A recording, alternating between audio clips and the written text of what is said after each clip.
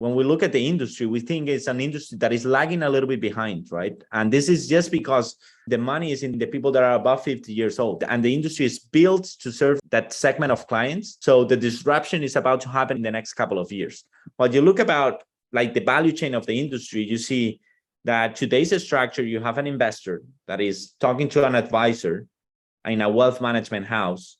Then this advisor is talking to a portfolio manager that is actually creating the portfolios for these clients, that is interacting with different sales representatives or distributors of mutual funds, of asset managers, that they are sort of creating the products. Well, at the end of the day, they're buying stocks from the brokers. So this is translated is into a really long value chain with a lot of people involved.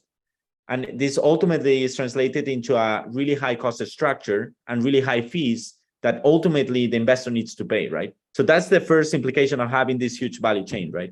The second is customization.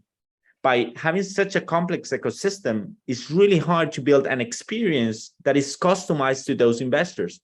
So what you see in the industry in average is really generic wallets where investors cannot really choose based on their vision, values, or specific needs, right? There's really standardized portfolios that they need to pick from.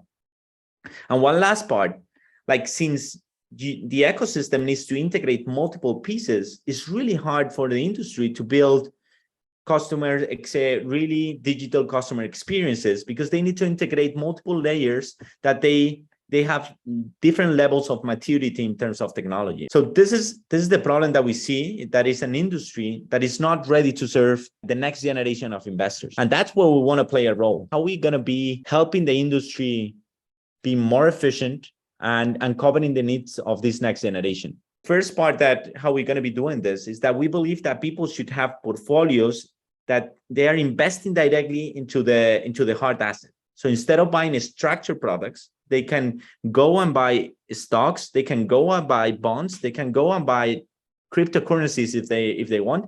They go and buy the underlying stocks, right? What this means is that you're removing many layers of the industry, and that's translated into really low fees, right? The second is that by investing into the hard assets, they can customize to the core. They can decide whether they want to invest only in companies that are ESG friendly, because they have like a strong belief in supporting ESG compliant companies, or they can want to have a diversified portfolio, but they are highly exposed to certain stocks, so they don't want to be having additional exposure to those stocks, and they can customize to the core. And the last part is that by having multiple positions, instead of having a portfolio with 1, 2, 3, or 4 mutual funds, you're having a portfolio with 60, 70, 100 stocks, or 20, 30 bonds or cryptocurrencies or whatever, but you're having multiple positions. What that's generating is a huge dispersion in terms of performance, right? You will have stocks that are performing really, really well, and stocks that are performing poorly, right? So at the end of the day, even if your portfolio is growing and and you're having let's put an example that you're having a 10% return this year, but you're always going to have positions in your portfolio that are underperforming. So you can sell those positions, reinvest that money, and harvest those losses, right?